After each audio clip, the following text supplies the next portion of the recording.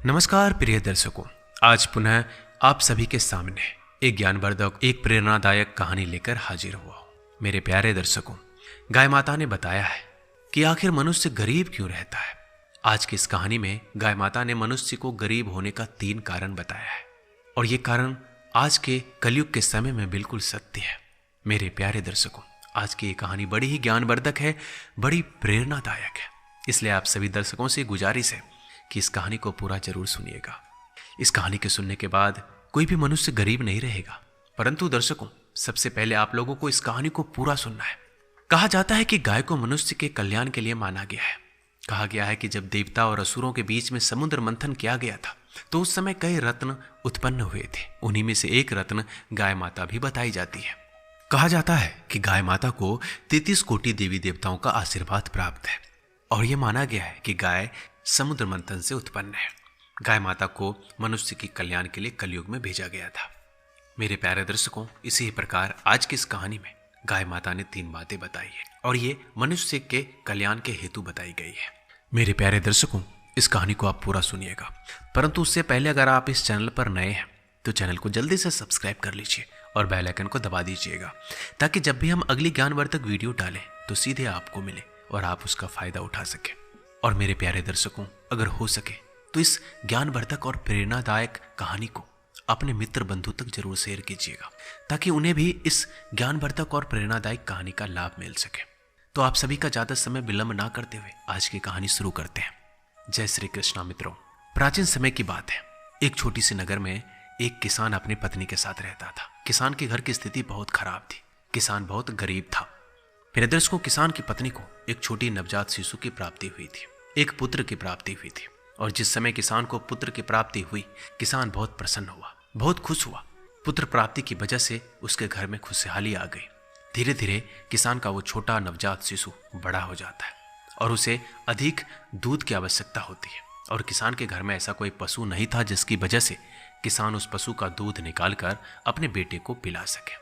इस बात को लेकर किसान सोचता है और एक मित्र को आकर बताता है कि हमारे इस नगर से कुछ मीलों दूर एक वन में एक ऋषि रहते हैं। उनके पास एक बहुत ही सुंदर गाय है। अगर आप उस गाय को साधु से मांग कर ले आते हैं तो आप अपने पुत्र को दूध पिला सकते हैं। प्रिय दर्शकों, जैसे उस किसान का मित्र ये बात किसान से कहता है तो किसान दूसरे ही दिन सुबह के समय अपने घर से उस नगर से मीलों दूर वन की ओर जाने लगता है और चलते चलते शाम हो जाती है। वह किसान ऋषि के पास पहुंचता है और ऋषि मुनि के पास जाकर प्रणाम करता है और प्रणाम करने के बाद ऋषि से कहता है कि महर्षि, मैं इस वन से मीलों दूर एक नगर से आया हूँ और मैं अपने पुत्र के लिए एक गाय लेने आया हूँ, क्योंकि मेरा जो पुत्र है अभी बहुत छोटा है और उसे दूध की बहुत आवश्यकता है। इसलिए मैं आपके पास इस गाय को लेने आया हूँ। मैं आपसे निवेदन करता हूँ कि मुझे ये गाय दे दें, जिससे मैं अपने घर ले जाकर अपने पुत्र की दूध की भूख को शांत कर सकूं। उसके बाद वो किसान ऋषि से कहता है कि हे ऋषि महाराज, आप जो भी चाहेंगे, जितना चाहेंगे उतना मुद्रा मैं आपको दे दूंगा, परंतु इस गाय को मुझे दे दीजिए। प्रिय दर्शकों, उसके बाद में वो ऋषि उस किसान की बात को सुनकर हंसने लगता है और कहता है, प्रिय बालक, अगर तुम्हारे पुत्र के दूध की भूख है तो तुम अपने पुत्र के लिए इस गाय को निःशुल्क ले जा सकते हो, परंतु मैं इस गाय को तुम्हें देने के लिए एक पैसा भी नहीं लूंगा, क्योंकि मैं एक ऋषि हूं। एक ऋषि और एक साधु को, वनवास काटने वाले इंसान को धन की क्या आवश्यकता है। इसलिए तुम इस गाय को निःशुल्क ले जा सकते हो, परंतु इस गाय को ले जाने से पहले मेरी कुछ शर्तें हैं। उन शर्तों को तुम्हें मानना होगा। तो दर्शकों, उसके बाद में वो ऋषि उस किसान से कहने लगता है कि जिस घर में ये गाय माता जाती है उस घर में हमेशा सुख, समृद्धि और लक्ष्मी और वैभव और समृद्धि गाय के पीछे पीछे जाती है, क्योंकि गाय को 33 कोटि देवी देवताओं का आशीर्वाद है। और इसी कारणवश जिस घर में ये गाय माता जाती है उस घर में सुख समृद्धि भी साथ में जाती है। इसलिए तुम हमेशा इस गाय को इसकी भूख के उपरांत भोजन, चारा और पानी और इसके रहने और बैठने की व्यवस्था समय समय पर और ठीक ठाक रखना। मेरे प्यारे दर्शकों, उसके बाद में वो ऋषि उससे कहता है, क्योंकि जिस घर में गाय माता जाती है उस घर में गाय के पीछे पीछे रिद्धि सिद्धि के दाता और भाग्य का विधाता जाता है, यानी कि स्वयं माता लक्ष्मी के मानस पुत्र भगवान श्री कृष्ण भी जाते हैं। इसलिए तुम इस गाय को रोज सुबह उठते ही एक रोटी अवश्य खिलाना। अगर तुम इस गाय को रोज सुबह उठते ही रोटी खिला दोगे तो उससे भगवान श्री गणेश तुमसे प्रसन्न हो जाएंगे और तुम्हारे घर में कभी भी धन की कमी नहीं होगी और तुम्हारा दुर्भाग्य समाप्त हो जाएगा। तुम्हारे सौभाग्य की प्राप्ति होगी। मेरे प्यारे दर्शकों, उसके बाद वो ऋषि उस किसान से कहता है कि किसान, अगर तुम इस गाय को अपने घर ले जा रहे हो तो कभी भी इस गाय को तुम शोषण करने के बाद इसे छोड़ मत देना। कहीं तुम इस गाय को अपने घर ले जाने के बाद में, इसका फायदा उठाने के बाद में, यानी कि जब तक ये दूध देती है और जिस दिन दूध देना बंद कर दे और तुमने इसे छोड़ दिया, अगर तुम ऐसा करते हो तो उस दिन से ही तुम्हारे बुरे समय की ताली बज जाएगी। यह बात कहकर वो ऋषि उस किसान को गाय ले जाने के लिए कहता है। फिर वह किसान अपने पुत्र के लिए उस गाय को अपने नगर की ओर ले जाने लगता है और वो किसान अपने घर पहुंचता है। वो किसान उस गाय माता को हरा चारा खिलाने लगता है और एक अच्छी और स्वस्थ जगह पर पानी के स्थान पर बांध देता है।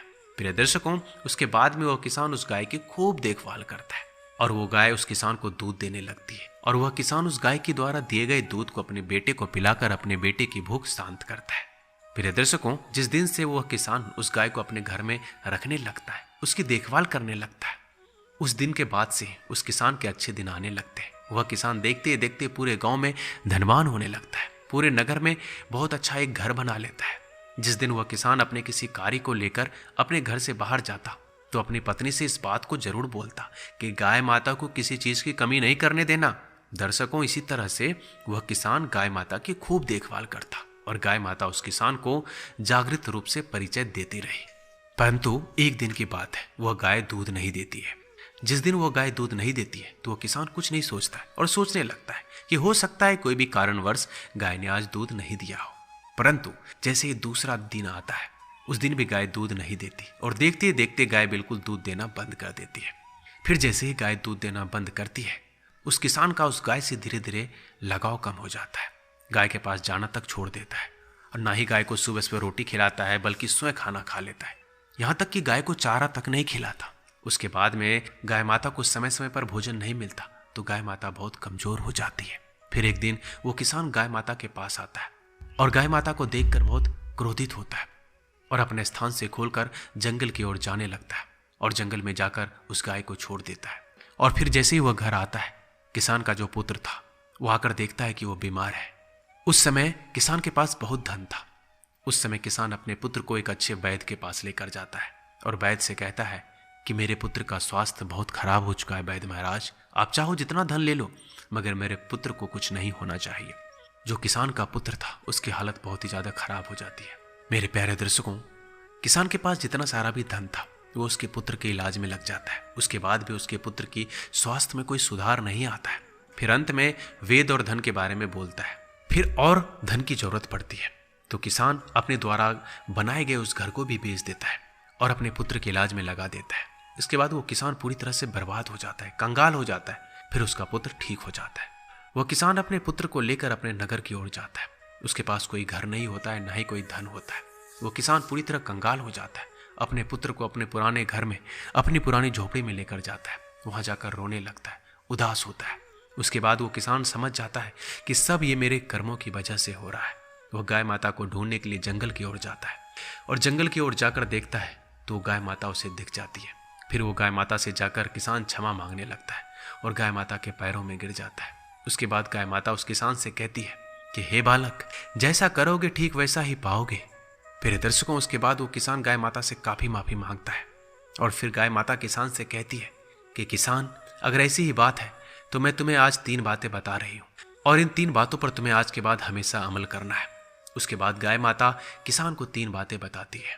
पहली बात, कभी भी किसी मनुष्य को अपने मित्र के साथ छल नहीं करना चाहिए, क्योंकि जो मनुष्य अपने मित्र के साथ छल करता है या फिर अन्य किसी व्यक्ति के साथ छल करता है या फिर उसका शोषण करता है, उसका फायदा उठाता है, वह इंसान अपने जीवन में कभी सुखी नहीं रहता। क्योंकि जो मनुष्य दूसरी मनुष्य के भाग्य का छीन कर खाता है, वो भोजन उसके पेट में कभी नहीं पचता। इसलिए कभी भी किसी भी मनुष्य को किसी के साथ छल और उसका फायदा नहीं उठाना चाहिए। उसके बाद में गाय माता दूसरी बात बताती है, कभी भी हमें अपने समय पर, अपने धन पर, अपने मन पर, अपनी इच्छाओं को हावी नहीं होने देना चाहिए। क्योंकि जो मनुष्य अपने समय पर, अपने धन पर, अपने आप पर गर्व करता है, वो मनुष्य जीवन में हमेशा कहीं ना कहीं अवश्य ठोकर खाता है। क्योंकि प्रिय दर्शकों, हर मनुष्य का समय एक जैसा नहीं होता। क्योंकि देखा जाए तो पहाड़ों और जंगलों में एक पत्ता होता है और पत्ता कभी पत्थर के नीचे होता है तो कभी पत्थर पत्ते के ऊपर होता है। ठीक इसी प्रकार समय एक ऐसी घड़ी है जो किसी का समय बदलने में देर नहीं लगाती। इसलिए कभी भी किसी मनुष्य को अपने समय पर, धन पर, अपने मन पर गर्व नहीं करना चाहिए। इसके बाद में गाय माता तीसरी बात बताती है कि कभी भी किसी मनुष्य को अपने घर के मामले में अन्य लोगों से राय नहीं लेनी चाहिए, क्योंकि प्रिय दर्शकों, कहा जाता है अगर हमारे घर में लड़ाई झगड़ा हो और अगर हम उस झगड़े के बारे में हमारे पड़ोसी या अन्य लोगों से किसी भी चीज़ के बारे में राय ले रहे हैं तो वो लोग हमेशा काम को बिगाड़ने के बारे में ही सोचते हैं। इसलिए कभी भी अपने किसी कार्य के लिए अन्य लोगों से नहीं पूछना चाहिए। साथ ही अपने घर की बातों को अन्य लोगों को नहीं बताना चाहिए। प्रिय दर्शकों, ये 3 बातें गाय माता उस किसान को बताती है और किसान फिर से उसी समय गाय माता को अपने घर की ओर लेके जाता है और गाय माता की बहुत सेवा करता है।